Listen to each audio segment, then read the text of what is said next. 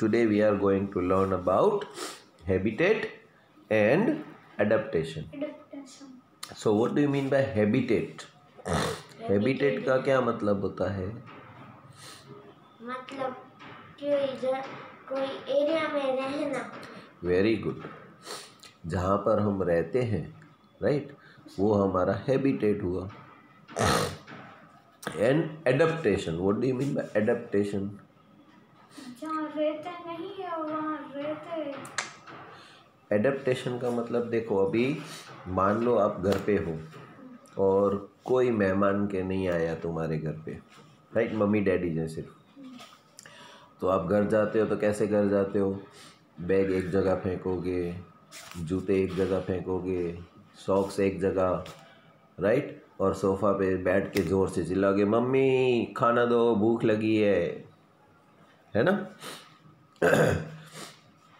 और मान लो आपके घर पे कोई मेहमान आया हुआ है, तब आप कैसे जाओगे? चुपके से अपने कमरे में जाओगे, बैग सही जगह पर रखोगे, जूते भी साइड में रखोगे और चिल्लाओगे नहीं, बैठ के मम्मी को जाके कान के या धीरे से बोलोगे, मम्मी भूख लगी है, खाना दो, है ना. तो ये कैसे फ़र्क आया? घर पे मेहमान है तो आपका नेचर चेंज हो गया, और घर पे कोई नहीं था तो आप अपने ओरिजिनल नेचर में आ गए, है ना. तो ये एडेप्टेशन हो गया ना.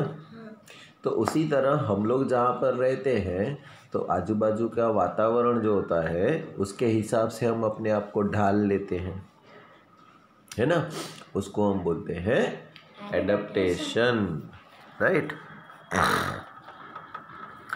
So, what do you find from the plants and animals listed in activity? Do you find a large variety in them?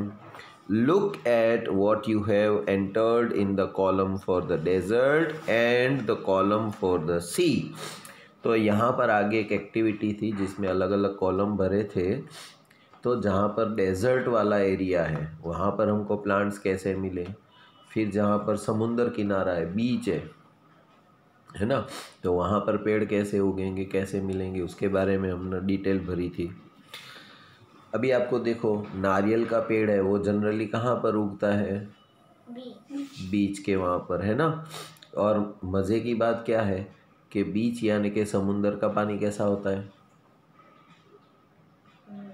कभी पिया है समुंदर का पानी? या नहाते वक्त गलती से चला गया है तुम्हारे में? कैसा होता है वो पानी? सॉल्टी, सॉल्ट वाला ना. और नारियल पानी कैसा होता है? मीठा. तो ये कैसा जादू है भगवान का कि समुंदर किनारे जो पेड़ उगता है नमकीन पानी है जहाँ पर, लेकिन नारियल एकदम मीठा होता है. जादू है ना, right. So do you list very different kind of organisms in these two columns? What are the surroundings like in that two regions? In the sea,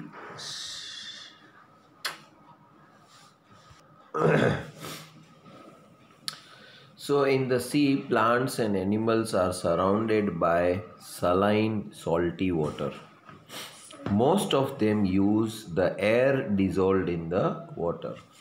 तो समुंदर किनारे के आजू बाजू का जो होता है वो सॉल्टी पानी होता है ना.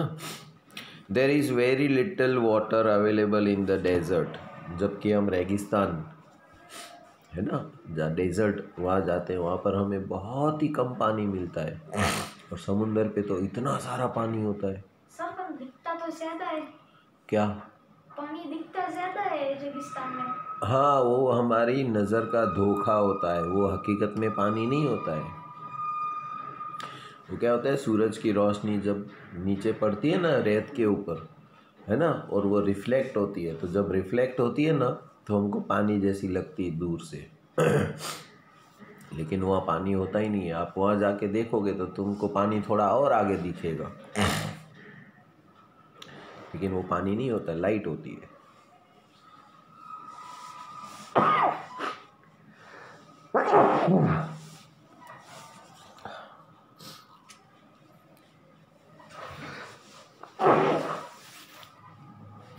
there is very little water available in the desert.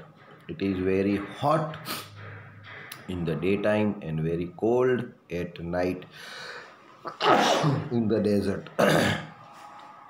The animals and plants of the desert live on the desert soil and breathe air from the surrounding. तो डेजर्ट में क्या होता है?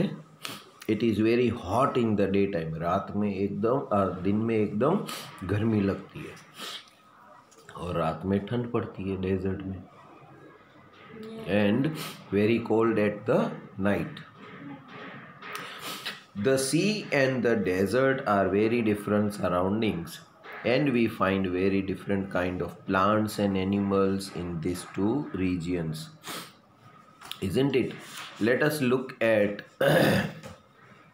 the two very different kind of organisms from the desert and the sea, a camel and a fish. आपको fish जो है वो कभी डेजर्ट में नहीं दिखेगी, दिखेगी क्योंकि वहाँ तो पानी नहीं है, राइट? और कैमल कभी आपको समुद्र किनारे दिखता है? नहीं. हाँ दिखता है, मांडवी में जाओ, मांडवी में तो दिखता है. तो मांडवी में समुद्र किनारे वहाँ पर कैमल होता है ना, लोग चक्कर ऊपर बैठ के चक्कर मारने जाते हैं, लेकिन वो उसका हैबिटेट नहीं है. कैमल का हैबिटेट जो है वो डेजर्ट एरिया है. वो जो खाना खाता है ना प्लांट्स ने, वो भी वो डेजर्ट एरिया में उगते हैं, वो खाता है, right?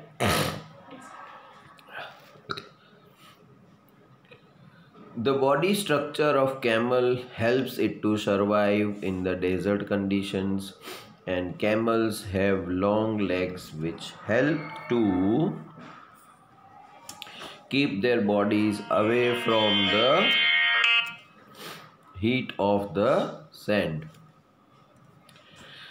They excrete small amount of urine. Their dung is dry and do not sweat.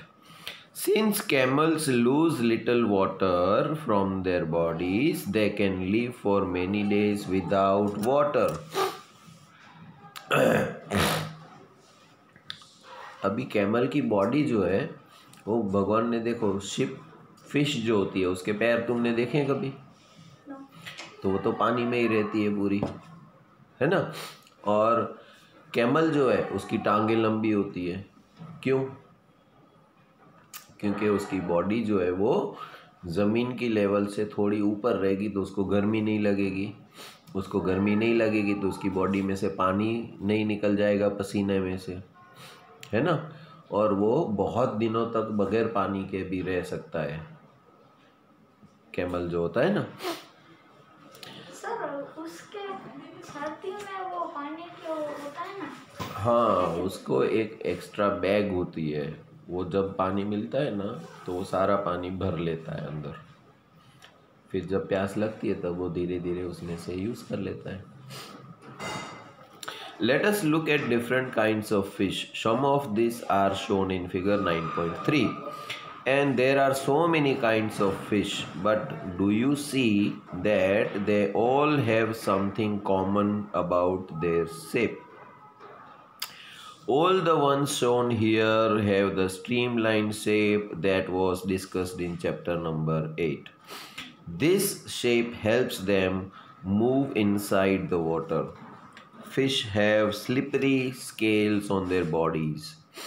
These scales protect the fish and also help in easy movement through the water. We discussed in chapter 8 that fish have flat fins and tails that help them to change the direction and keep their body balanced in water. Gills present in the fish help them to use oxygen dissolved in water. We see that the feathers of a fish help it to live inside the water, and the features of a camel help it to survive in a desert. We have taken only 2 examples from a very wide variety of animals and plants that live on the earth. In all this variety of organisms, we will find that they have certain features that help them live in surrounding in which they are normally found. The presence of specific features or certain habits which enable an organism to live naturally in a place is called adaptation. What is adaptation? The presence of specific features. Specific features मतलब सब में नहीं होते हैं वो, ठीक है। Specific का मतलब किसी किसी में ही होगा। और सर्टन हैबिट्स यानी कि कुछ ऐसी आदतें, right, which enable an organism to live naturally in a place, जो उस ऑर्गेनिज्म को उस एरिया में रहने के काबिल या उसके मुताबिक बनाता है। ऐसे फीचर्स को हम बोलते हैं एडेप्टेशन। अभी देखो थोड़ी थोड़ी ठंड पड़ रही होगी और आपने स्वेटर या जैकेट नहीं पहना होगा, तो आप क्या करोगे?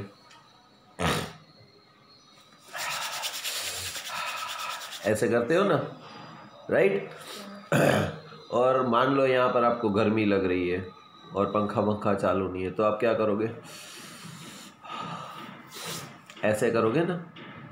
तो अब क्या कर रहे हो कि जहाँ का जो एटमॉस्फेयर है उसके मुताबिक अपनी बॉडी को आप करने की कोशिश कर रहे हो।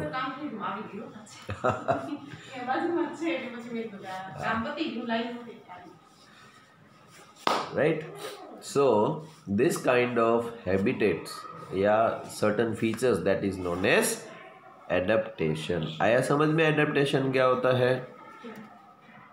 Adaptation of organisms differ depending on their place of dwelling.